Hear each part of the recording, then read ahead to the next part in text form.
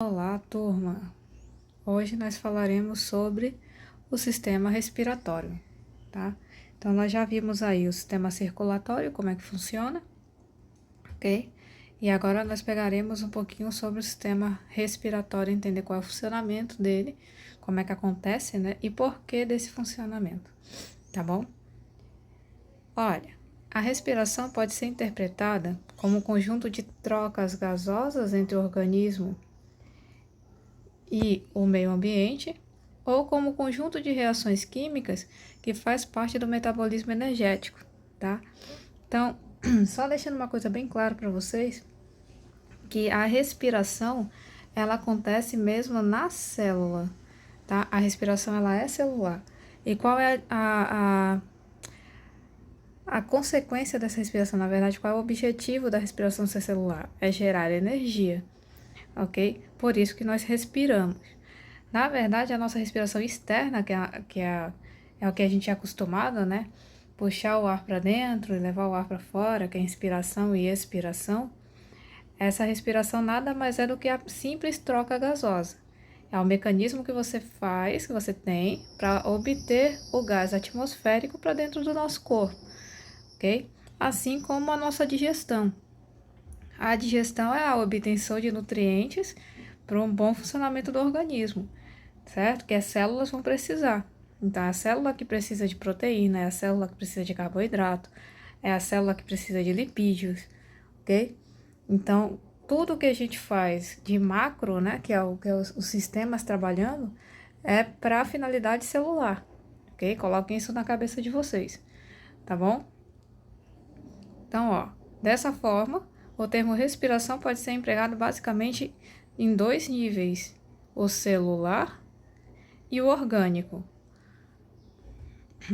O celular é o conjunto de reações químicas, ou seja, o metabolismo celular, em que ocorre a liberação de energia, olha aí a energia, a partir de um combustível para ser utilizado no trabalho celular, que são as reações exotérmicas. Reações exotérmicas são reações que liberam calor, tá?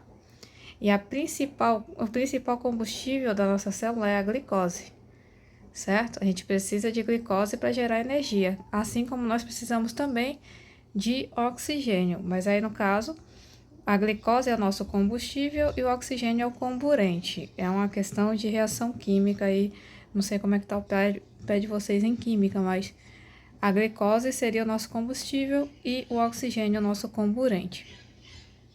A respiração a nível de célula, né, a nível celular, apresenta três reações e ocorre no citoplasma ou hialoplasma, tá? E nas mitocôndrias, que são as organelas essenciais nesse processo de respiração, de geração de energia. Quais são as três etapas da respiração celular? A glicólise é a primeira, que acontece no citoplasma.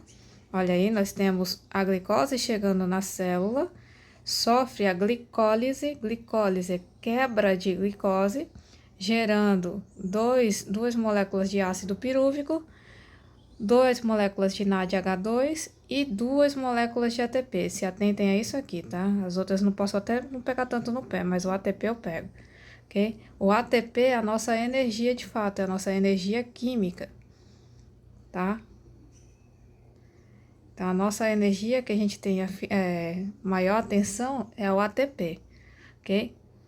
E aí vem a glicólise no citoplasma e já adentramos em seguida a mitocôndria, acontecendo aí o ciclo de Krebs. O ciclo de Krebs, a gente pega o ácido pirúvico que foi gerado lá na glicólise e joga para a mitocôndria, olha aí, gerando 6 moléculas de CO2, 8 de NADH2, perdão, 2 moléculas de FADH2 e O mais 2 moléculas de ATP. Até aqui a gente tem, ó, 4 moléculas de ATP geradas. Acabou aqui, professora? Não, falta a terceira fase, que é a última. O NAD e o FAD gerados aqui, ó. O NAD e o FAD gerado aqui, mais esse NAD aqui da glicólise, né? Eles vêm para cá como reagentes na cadeia respiratória. Então, nós temos 10 moléculas de NADH2, mais 2 moléculas de FADH2, mais o oxigênio. Olha aí, ó, o oxigênio essencial aqui, senão não acontece a cadeia respiratória que ocorre lá nas cristas mitocondriais. Aí sim, nós geramos 26 ATPs e a molécula de água, ok? Então, ó, sem o oxigênio, nós geraríamos quantos ATPs? Apenas 4. Mas,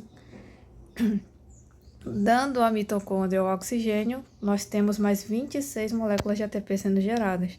Ao todo, nós temos 30 moléculas de ATP aí sendo geradas na célula. Professora, isso é importante? É importantíssimo, porque com 30 moléculas de ATP, você pode ter várias funções do seu corpo sendo realizadas. Uma corrida, andar, né, pensar, dormir também gasta energia, se alimentar. Então, todo o processo que necessita de energia, a gente está gastando esses garotos aqui, ó, que é o ATP, tá? Por isso que a gente precisa gerar tantos assim. E é só uma célula que faz esse processo? Não, são todas as células do seu corpo. Então, todas as células estarão produzindo aí, para cada uma molécula de glicose e uma molécula de oxigênio, elas geram 30 ATPs. Gravem esse número de 30 ATPs, tá? Na respiração celular, a gente tem a geração de 30 ATPs, ok? E aí, ó, como resíduo, a gente tem aqui o CO2 e a água sendo liberadas juntas. Então, a equação geral para a respiração celular seria essa daqui. Glicose mais 6 moléculas de oxigênio. Nós teríamos aí como resíduo CO2 e água. E um saldo energético de 30 ATPs. É assim que cai no CIS e no PSC. E acontece nessa garotinha aqui que a gente chama de mitocôndria, tá? Eis aqui a mitocôndria.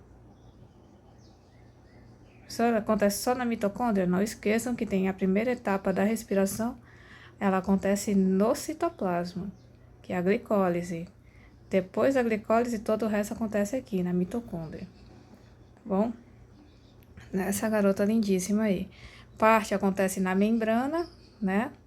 Aqui entre as membranas da mitocôndria, essa parte vermelha, essa parte amarelinha, vem aqui.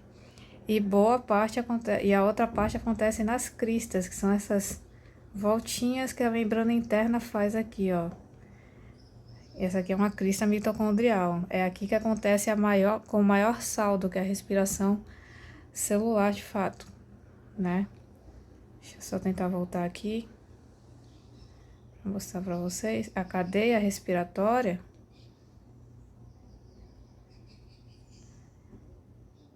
Que é a última fase aqui, ó, acontece nas cristas mitocondriais, que é justamente nessas dobrinhas que a membrana externa faz, a membrana interna faz, ó, bem aqui, tá? Olha aí, aqui é tudo microscopia eletrônica para visualizar tantos detalhes assim, tá, turma? Mas vamos lá. Como é que a gente tem esse mecanismo de troca gasosa? Nós não somos os únicos animais, né, na face da Terra, então é importante a gente entender como é que acontecem os mecanismos de troca também nos outros animais, tá? Existe a respiração cutânea, que é a respiração pela pele, pela superfície corporal. Quem faz? Os poríferos, os quinidários, os platelmintos, os nematelmintos. Poríferos são as esponjas do mar, tá? Os quinidários, as medusas, né, água-viva. Os platelmintos e nematelmintos são vermes, tá? Então, esses garotos aí, eles trocam, ó, os gases, o oxigênio entrando, o CO2 saindo, simplesmente pela pele. Aqui tá uma hidra, que é considerada um porífero, tá? Também tem essa troca pela pele. A pele é altamente vascularizada, tá? E aí nós temos o caso dos anelídeos, os moluscos, né? E os anfíbios. Olha aqui, ó, bem abaixo da pele, a pele tá aqui em amarelinha, né? Nós temos uma riqueza de vasos sanguíneos que vão potencializar essa troca gasosa. Mecanismos de troca por respiração branquial. Pelas brânquias, né? Quem é que faz? Os anelídeos adultos, os moluscos adultos, os crustáceos, que, por exemplo, o camarão, o caranguejo, companhia, os equinodermos, que são as estrelas do mar, os peixes e os anfíbios no estágio de larva. Tá? Anfíbio, como o sapo, por exemplo, ele faz forma cutânea, tá? Por isso que jogar sal no sapo causa asfixia nele, porque aí você vai tirar a umidade da pele do sapo e ele não vai conseguir absorver o oxigênio necessário.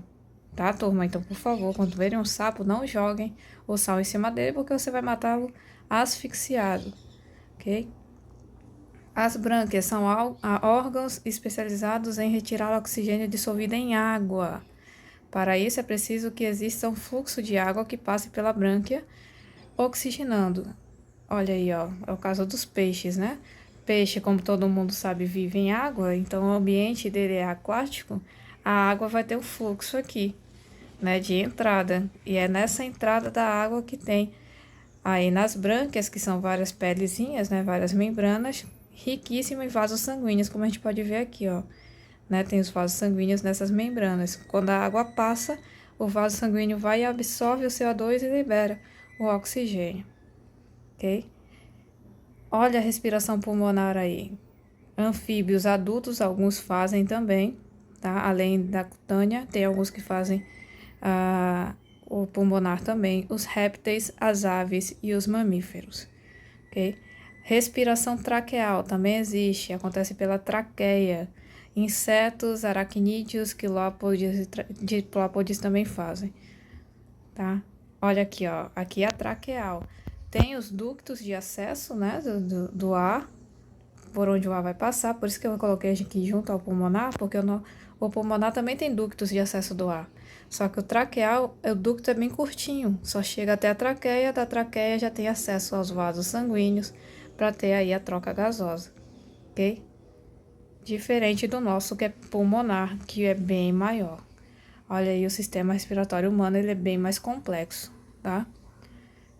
Vamos lá, quais são os órgãos, né? Quais são as estruturas do nosso sistema respiratório? Começa lá pelas narinas e fossas nasais, onde acontece a entrada e a saída do ar do organismo. Só que aqui, nessa fase, tanto nas narinas quanto nas fossas, nós temos aí procedimentos de defesa, tá? Que é o aquecimento do ar. Isso ajuda a permitir que não nos resfriemos com facilidade, já que o ar do ambiente ele é mais frio que a temperatura corporal, ok? Então a gente precisa desse aquecimento prévio para o ar adentrar os pulmões e não acabar não danificando lá os nossos brônquios e os alvéolos, tá? E já chegaremos lá. Tem o processo de umidificação, né? Nas fossas nasais nós temos, ele é bem úmido, né? E essa umidade favorece para impedir que alguns micro-organismos adentrem o sistema, que mais? A captação de impurezas, ok? Então, ajuda para defender mesmo, que for de seres vivos que gostam de água, né, essa umidade vai retê-los ali. Então, eles não vão passar, eles não vão adentrar.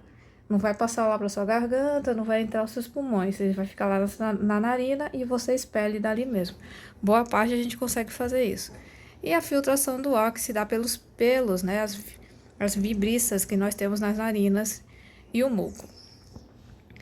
Os pelos nós temos aqui, né? Na entrada do nariz.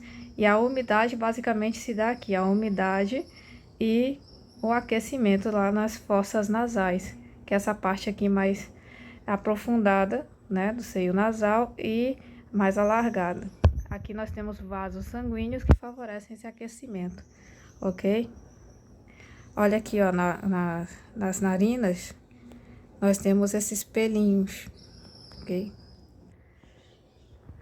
Olha como é bonito o seio nasal. Deixa eu só ver se eu consigo apagar tudo aqui. Pronto.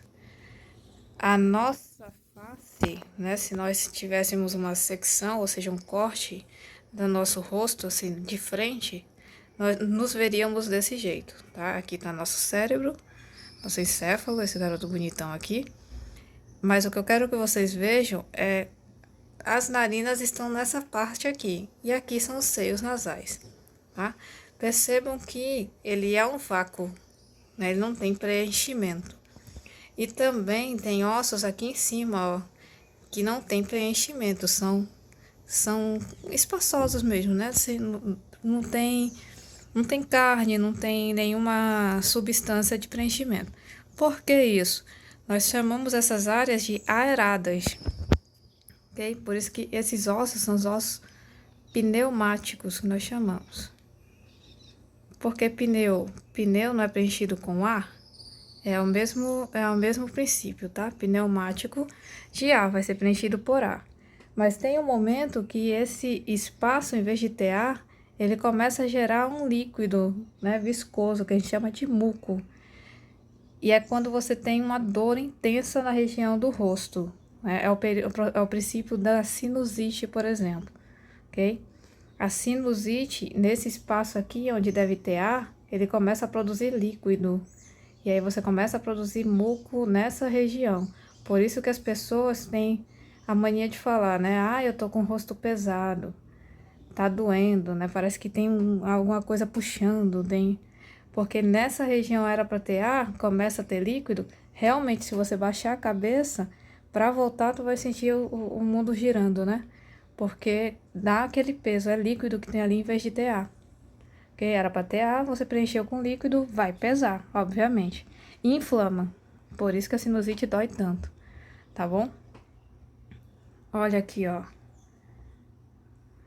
Essa imagem é maravilhosa também. Deixa eu apagar tudo. Pronto. Olha aqui. Qual seria o normal, né? Colocando uma linha aqui. Um tá normal e o outro tá com sinusite. O normal seria assim, ó. Ele não tem nada. O preto aqui na radiografia significa que ele não tem preenchimento. Ele tá com ar aqui dentro. Aqui, ó, ele tá preenchido com alguma substância, provavelmente muco. Aqui a pessoa tá com sinusite, tá? Onde eu botei o S aqui, ó, sinusite. Tá bom? Deveria ser assim. Assim é normal. Esse escuro é normal, não esse branco. Esse branco significa que tem muco lá dentro. Certinho? Aí, inflamação e o sadio. Inflamação é o processo de sinusite e o sadio é o normal. Vamos para o nosso próximo órgão, que é a faringe. Lembrando que a faringe ela participa tanto do sistema digestório quanto do sistema respiratório, tá? De vez em quando eu coloco como pegadinha isso em prova. Bom, a faringe é uma cavidade comum, um ducto comum ao sistema digestório e respiratório. Olha lá, a boca aqui, o ar entra pelo nariz, né? Então, vem aqui nós temos a faringe vindo daqui até aqui, ok? Da boca, pega só um ductozinho pequeno, curto, vindo pra cá, que aqui já é o esôfago, tá? Mas o nosso interesse não é mais o esôfago, nosso interesse agora é essa porção aqui, certo? Então, a função da faringe vai ser conectar o nariz, né, as fossas nasais, até a laringe, que é esse caminho que eu fiz aqui, ok? E bem aqui nós temos essa portinha que ajuda a fechar, né, esse espaço que tem entre a boca, o nariz não, né, tanto que nós está lá em cima, mas a parte da boca que vem para o esôfago e vem para a laringe. Então, essa estrutura aqui que vai determinar se vai para o esôfago ou se vai para a laringe. Essa estrutura a gente chama de glote ou epiglote. É a nossa portinha de acesso aí, é ela que determina o que está chegando. Vai para o esôfago para ir para o estômago ou vai para a laringe para ir para os pulmões, tá bom? Olha aí a faringe. Laringe. Aí nós temos a epiglote ou a glote, como eu falei, que bloqueia a entrada de alimentos no sistema respiratório. Essa é a função dela, né? E aí da gente, se ela não fizer isso, Nela nós temos também as pregas vocais ou cordas vocais, são sinônimos aqui, tá? Onde nós temos a produção de som durante a passagem de ar. Então, na hora que a gente está falando, é para estar entrando só ar. Por isso que quando você está se alimentando, não é ideal você falar ao mesmo tempo. Por quê? Olha aqui, ó. Aqui vem a faringe, né? Lembrando, olha aqui, aqui nós temos todas as denominações, ó, orofaringe, laringofaringe, bem aqui em cima, nasofaringe.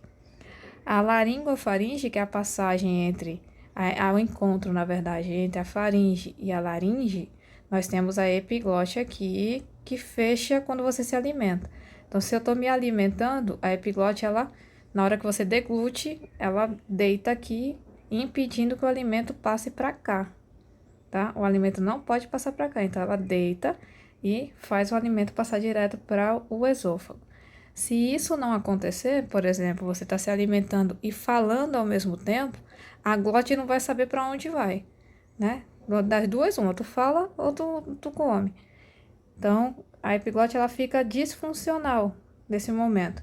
É no momento que você pode mandar o alimento para cá.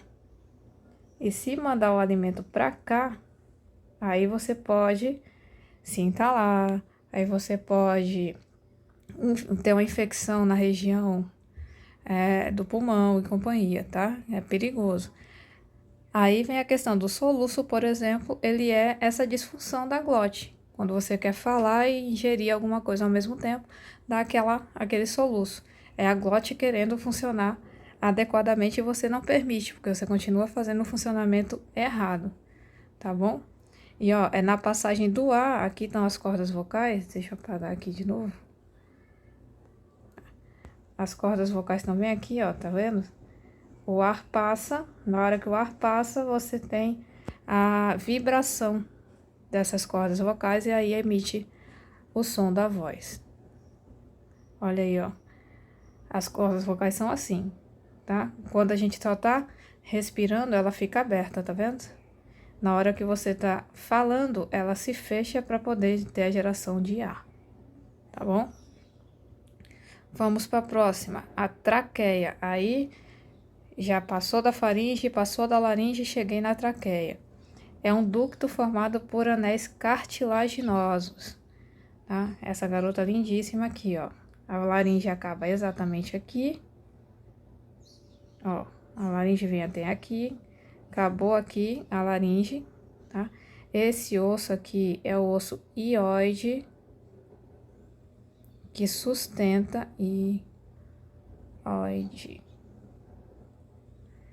ele sustenta a traqueia, tá? Ele que segura a traqueia. Então, o início da laringe vem parando aqui, né? E daqui por diante nós temos a traqueia, onde nós temos esses anéis cartilaginosos aqui, ok? Extremamente importantes. Por dentro, e dá pra gente sentir, né? Se você pegar aqui na sua região da garganta, você consegue sentir esses anéisinhos quando a gente aperta, tá bom? Por dentro, ela tem um epitélio, ou seja, uma pele, um revestimento de pele ciliada, ou seja, tem cílios, ok? Tem os pelinhos por dentro, com glândulas caliciformes, ou seja, elas produzem também um muco. Isso ajuda na nossa proteção, tudo aqui ajuda na proteção. Os cílios vão segurar a sujeira, o muco também, e aí o cílio vai empurrar a sujeira de volta, para que ele não desça, porque o ar vai chegar aqui, ó, e só vai descer para os pulmões, tá? Que vai ser a função do brônquio aqui, ó. Quando a traqueia ela desce e tem essa ramificação, ela se parte em duas, a partir daqui eu não posso mais chamar de traqueia, eu já chamo de brônquio, ok? Que é cada ramificação, são 2 brônquios que a gente tem aqui. As impurezas que se aderem ao muco e ao cílio da traqueia removem o muco com impurezas em direção à faringe, ou seja, olha aqui, ó, aqui estão os cílios da traqueia e tudo que a gente tem que gruda aqui, ó, esses cílios eles empurram para cima, o muco é produzido e aí você empurra para cima. É quando você faz aquele da garganta, tá? Quando você faz o é porque alguma coisa está aqui e você está empurrando de volta para a sua faringe. E aí, da faringe, você tem duas opções. Ou você expele pela boca, né? Cospe. Ou você manda para o estômago engolindo. O que não é o adequado, tá, turma? Por favor. O certo é você ir ao sanitário e expelir, jogar fora.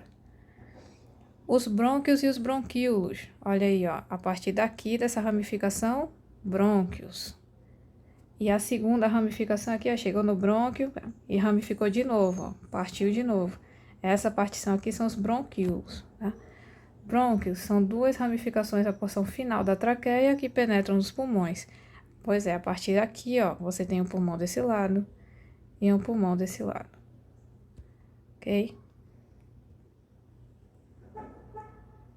Os bronquíolos são as ramificações dos brônquios. Então, essa parte mais ramificadinha aqui do brônquio são os bronquíolos, que terminam nos alvéolos pulmonares. Apresentam a mesma constituição da traqueia, ou seja, continuam sendo anéis cartilaginosos. Olha aí que bonito. A nossa árvore pulmonar, né? Por que é chamado de árvore pulmonar? Porque realmente, se a gente for analisar, parece mesmo a ramificação de uma árvore, né? Os galhos de uma árvore. Ó. Que bonito. Vem a traqueia se ramifica, ela se parte em duas aqui. Na hora que ela se partiu em duas, eu já tenho a formação dos pulmões. Nessa primeira partição aqui, ó, eu tenho os brônquios. Aí chegou lá dentro do pulmão, eu tenho a formação de vários galinhos. Esses galinhos são os bronquíolos, tá? E no final de cada galinho desse, tem os alvéolos pulmonares, que ficam bem nas pontas dos galinhos mesmo, ok? Os alvéolos são bolsas de ar ricamente vascularizadas, não esqueçam disso, sempre tem que ter vaso sanguíneo no final, para poder fazer realmente a troca gasosa, que a gente vai denominar de hematose, ok? E os vasos sanguíneos realizam isso aqui, ó, dos alvéolos pulmonares, hematose, que é a troca dos gases. O oxigênio vem para o sangue e o CO2 sai do sangue e volta para o alvéolo. Tá? Volta não é voltar, na verdade ele está indo, né? CO2 a gente gera no organismo. Então o oxigênio ele vem do ambiente para o sangue que vem para o pulmão, ele está carregado em CO2 e manda para o alvéolo liberar, pela expiração.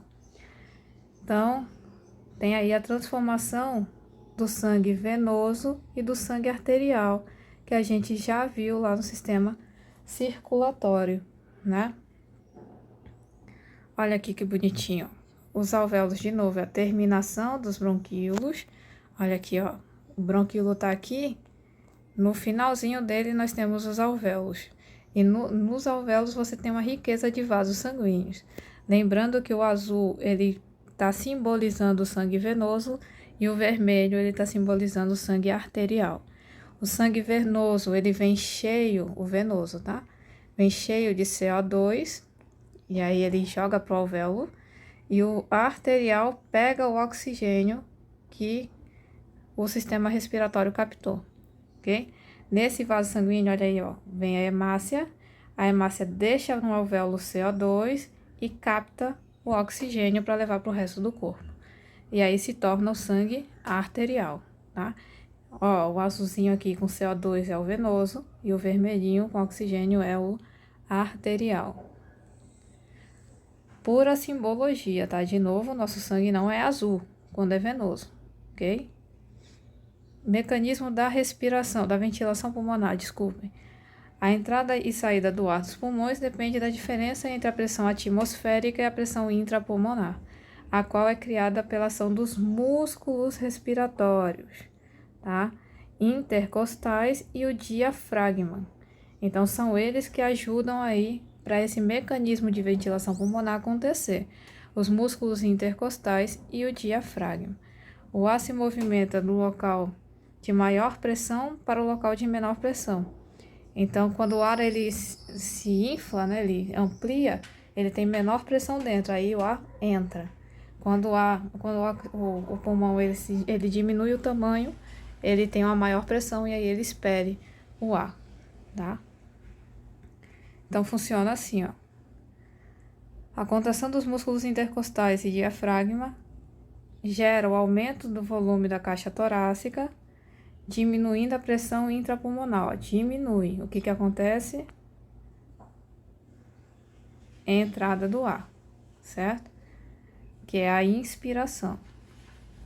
Já o relaxamento dos músculos intercostais e diafragma, diminuição do volume da caixa torácica e o aumento da pressão intrapulmonar possibilita a saída do ar, que é o processo de expiração, ok? Nesse esquema aqui fica mais bonitinho, ó. A inspiração, nós temos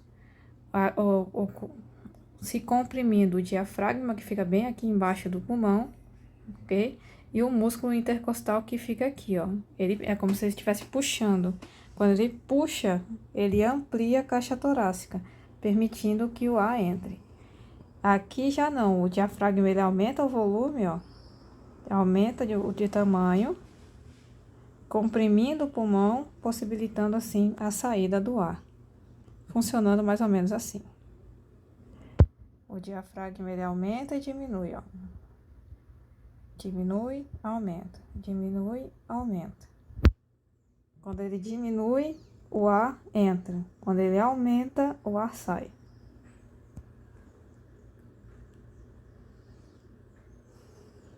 Transporte de gases, o oxigênio. Boa parte vai na hemoglobina, né? 97% a hemoglobina leva, que é a nossa hemácia. 3% se dissolve no plasma. O gás carbônico já não, 70% se torna o íon bicarbonato, vai dissolvido no plasma. 5% do gás carbônico não precisa nem se transformar em bicarbonato, ele já vai dissolvido no plasma. E 25% vai na hemoglobina. Isso é só para nível de curiosidade mesmo, tá, turma? Quem é que vai carregar cada gás? A hemoglobina, ela carrega mesmo o oxigênio, tá? Nossa hemácia, ela carrega mesmo o oxigênio. Não é tanto o CO2 não, ó. O CO2 é pouco, ok? Isso é a nível de conhecimento.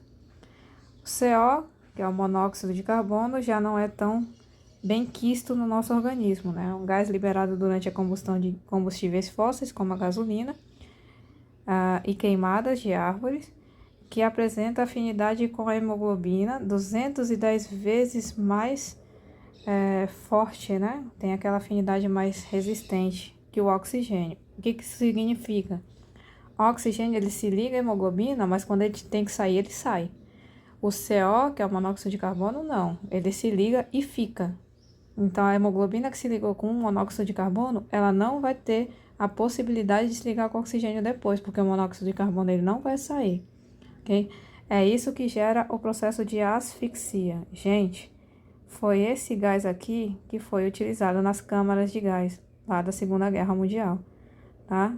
Lá em Auschwitz, por exemplo, por Hitler, né? Que mataram milhares e milhares de pessoas em câmaras de gás. Depois eles queimavam, tá bom? Era assim. Quem faz o controle da frequência respiratória? Gente, ó, respiração, ela é involuntária em boa parte do seu processo. A gente só percebe que tá respirando quando eu falo pra vocês, olha, tá respirando? Aí vocês colocam a mão no peito e... tô respirando, né? Mas não é sempre que é consciente desse jeito, boa parte é inconsciente. E quando é inconsciente, alguém no teu corpo tá fazendo aquilo funcionar, ok? Sem você perceber. E esse alguém, no caso da respiração, é o bulbo, que é um órgão do sistema nervoso, tá? E fica bem próximo ao cérebro lá.